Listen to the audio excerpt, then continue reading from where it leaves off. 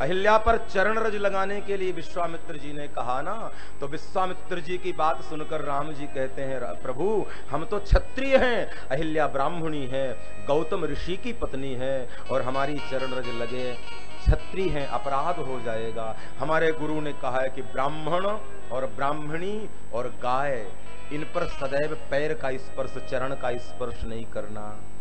विश्वामित्र जी ने कहा, आपत्ति काले मर्यादा नास्ति। यदि वशिष्ठ ने तुम्हें कुछ उपदेश दिया है तो मैं भी तुम्हारा गुरु हूं, और अभी तो मैं ही हूं क्योंकि माता पिता की भूमिका में हूं। तुम मुनि पिता यान नहीं को, इसलिए दशरथ जी ने कहा है कि आप माँ हैं, आप पिता हैं, तो मैं आदेश कर रहा हूं, चरण रज लगाओ।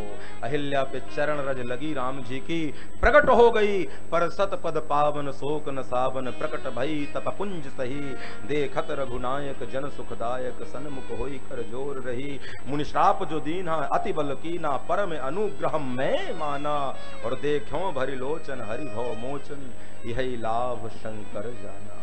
अहिल्या चरणों में गिर गई, कहती है, राघव कब से प्रतीक्षा में आपके प्रतीक्षा कोई करे तो अहिल्या की तरह पाषाण बनकर राम जी की प्रतीक्षा कर रही थी। एक बात कहूं, वो परम सती थी।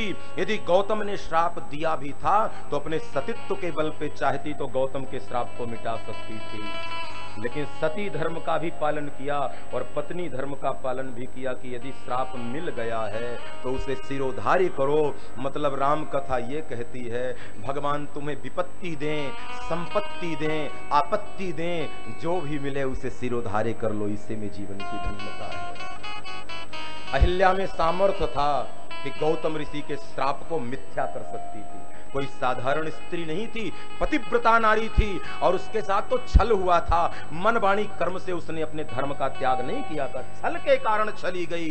इंद्र के अपराध का फल पाया अहिल्या ने, तो चाहती तो अपने सतीत्व के बल पर गौतम ऋषि के दिए हुए श्राप को मिथ्या कर सकती थी। सामर्थ्य नहीं था गौतम ऋषि में अपने तप बल से एक सतीत्व को डगमगाए। एक सती साध्वी को श्रापित करके पत्थर बना दें, लेकिन श्राप दिया ना तो एक क्षण के लिए अहिल्या के मन में चेतना आई कि लगता है ऋषि के श्राप को खंडित कर दूं और बता दूं कि मैं मनवाणी कर्म से पवित्र हूं। फिर लगा यदि मैं श्राप को खंडित कर दूंगी तो मेरे पति का अपमान हो जाएगा, और एक सती साध्वी स्त्री पत्नी कभी नहीं चाहती कि उसके पति का कभी अपमान हो। वह पति के मान सम्मान के लिए मृत्यु को गले लगा सकती है, लेकिन पति के अपमान को नहीं सह सकती है। इस सतीत्व का परिचय, वरना गौतम में ताकत न थी साहब कि अहिल्या को पाषाण बनाए। वो तो बन गई पाषाण कि मेरे पति का वचन झूठा न हो जाए।